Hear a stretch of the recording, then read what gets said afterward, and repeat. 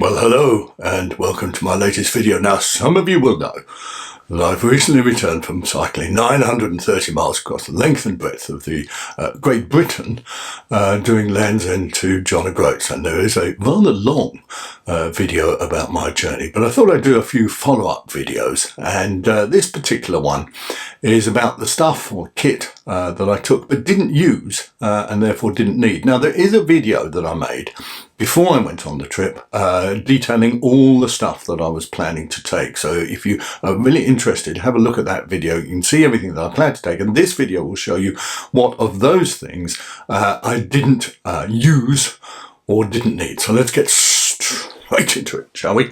And the first thing is this, which is a heart rate monitor. Now, it's not quite accurate to say I didn't use this because I did wear it for the first couple of days, but because I don't generally take much notice of the heart rate data, even though I wear a heart rate monitor. The second reason is that because I was following a preset route, we went on an organised tour with a company called Bike Adventures. I had the route loaded onto my Wahoo. And when you're looking at the route, you don't see the heart rate data. So after a couple of days, I thought, well, what is the point of wearing a heart rate monitor? I'm not using the data. I'm not looking at it. It's constricting my chest a bit. So I took it off and no longer used it. Second thing is I took a lock, a sort of cafe style, fairly small, not massively secure lock. But as it happened, every place we stopped, we either sat outside or we sat close enough to see our bike. So never needed to use the lock. I also took a tyre pressure gauge, which I thought, oh, that's a great piece of kit, Julian. You'll check your tyres every morning and you'll identify that pressure down to that nearest millimetre or milliliter or whatever. I don't know what the fuck it is. Pounds per square inch, that's it. But I never did. So I just used the gauge on the track pump and I'm not really that desperately fussed about precisely getting the accurate pressure. CO2 canisters. I took 2 CO2 canisters, but I also took a Silka pump, which is a very good pump. And if you watch the video, you'll know that I had three, count them, punctures in the first couple of days, which I inflated using the pump, saving the canisters for a rainy day. But as it happened, I didn't have any more punctures, didn't need the canisters. Now, if you've got a decent pump, really carrying CO2 is a bit of a waste of time, and I would never suggest that you carry just CO2 and not a pump. So on that basis, I know they don't weigh very much, but everything adds up. I may actually decide to ditch the CO2 in future and just use the pump. Energy bars. There is a video again about what kind of snacks I was planning to take, and this was one of the things that I took and I didn't use. Now, this is a Kendall mint cake with added electrolytes added electrolytes and B vitamins, if that's important to you. Now, I don't know if you can see with this, but there is a kind of flaccid, floppy nature to this bar, which is what happens to it when it's too warm. It starts to go soft, as things are wont to do in the warm weather, and then you end up with a kind of gooey, sticky, minty, overly sweet, gunky mess. And you don't really want to risk opening that packet and having this stuff cascade and ejaculate all over you. So this, and I took a couple of these, I did not eat. Here is a bar, a la Blue Peter. Here is a bar before it's gone soft. This is a kind of hard bar, if you like. I don't know where this video is going, Nigel. But this is the kind of hard version, but I didn't use this either. So you read about how Kendall Mint Cake achieved its fame by being used by the first team to climb Mount Everest in 1953. But I have a funny feeling that it's not hot on Everest, and therefore they didn't experience this particular issue. Now, delving into my bag of tricks here, I took a cap, and I also took this Johnny Depp style fetching bandana thing, but I didn't use it. It wasn't cold on the trip, never needed that additional head covering. I took this padded jacket. Happens to be by Rafa, actually. That isn't germane, but I just thought I'd mention it was by Rafa. But it never got, on our trip, cold enough to need a extra warm padded jacket layer while riding the bike. So took it, didn't use it, didn't need it. Likewise, this Gore windstopper base layer, which I might say is very effective, I didn't use because it wasn't cold on our trip, never needed that long-sleeved base layer.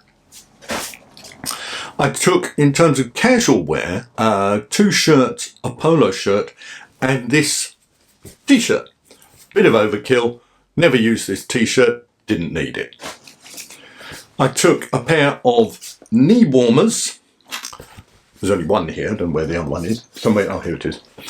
I took a pair of knee warmers and a pair of leg warmers. Now, I think if it's cold enough for knee warmers on a ride like this, it's probably cold enough for leg warmers. So you might as well wear the leg warmers and thereby save the weight of the knee warmers. Some of you may disagree with that, but if you're looking to save weight and you're looking for things that you don't necessarily need, I'd say the knee warmers could be left behind. I also took a pair of, these are HTP Hydrotech Pro. Actually, they sent me these for free, actually, so I ought to mention them. Pyogia shoe covers.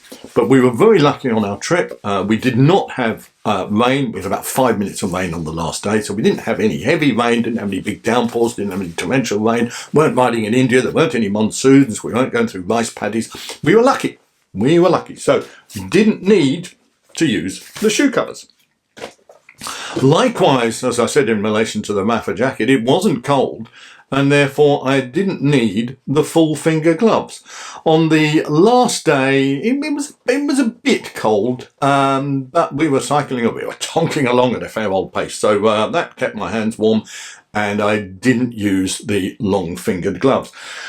I don't normally wear cycling mitts when I'm cycling because I don't like that kind of sticky, sweaty feel you get between your fingers. I did wear mitts on a couple of days on this ride, mainly because I thought if you're doing 9 days worth of 100 miles a day, you need to be a bit careful about, you know, that ulnar nerve going to sleep business. So I wore the mitts, but I'm not sure I really needed them, frankly. And I'm not sure it necessarily saves that soreness on your ulnar nerve. As I said, it didn't rain heavily. I did take a packable rain jacket, which I wore on the last day and wore a couple of other times because it also worked as a wind jacket. But this proper kind of Endura rain cape didn't use. Ass saver. For various reasons, which I may cover in a separate video, I was going to use mudguards on the Orbea Terror, but they didn't quite work properly. So I thought, well, I'll get something to protect my ass. You always need to protect your ass. So I bought an ass. Why is it? I can't seem to say that word ass without pronouncing it ass. So I apologise, particularly to people in America. I got this ass saver. I'm not sold on these, to be honest. I put it on the first day. It got in the way when I was trying to get my leg over the saddle, first and last time, you could say. And what does it do? It didn't do anything. You know, it perhaps protects you from wet arse when you go through a puddle, but when you get to a certain age, you've got a wet arse anyway. So, ass saver, I don't know. It's a solution looking for a problem. I took a long-sleeved jersey, which was an ASOS long-sleeved jersey, and of course, you will say, Julian, you snob, you wore the long-sleeved ASOS jersey and not the long-sleeved DHB jersey. Well, the fact is, as I said, the weather wasn't bad, it wasn't cold, it wasn't rainy, so I didn't need to have a spare long-sleeved jersey. So this particular DHB jersey, which incidentally is a very nice jersey, didn't use. What have we got in here? Actually, I think that's everything. Now, some of those things, of course, and I'm particularly thinking of the rain gear and the cold gear and so forth. Because we were lucky with the weather, I didn't need. But if I was to do the journey again, and I have no plans to do the journey again, I would still take them. And I did take, I suppose in terms of kit, I looked into threes. I took 3 of stuff. And I might actually do a separate video where I say, if you're going to do a LeJog type trip, this is what you should take 1 of, this is what you should take 2 of, this is what you should take 3 of, and this is possibly what you should take 4 of. And I'll save that for a separate video when I give it some further thought. So I hope you found that useful. If you're thinking either of doing LeJog or a similar long distance ride, I suppose one point I ought to make is that because mine was a supported ride and therefore the luggage was being transported, although there was to a certain extent a weight issue, there wasn't really a massive weight issue. So I could take that extra stuff even though I ended up not using it or not needing it. Whereas if you're doing a self-supported ride and you're carrying your own gear on panniers or whatever it is, then you need to be a lot more careful and a lot more thoughtful about weight and what you take and what you don't take and so on and so forth. But apart from that caveat, that gives you an idea of what I didn't need or didn't use. So thanks very much for watching. There will be some more videos coming. Please stay tuned and see you next time.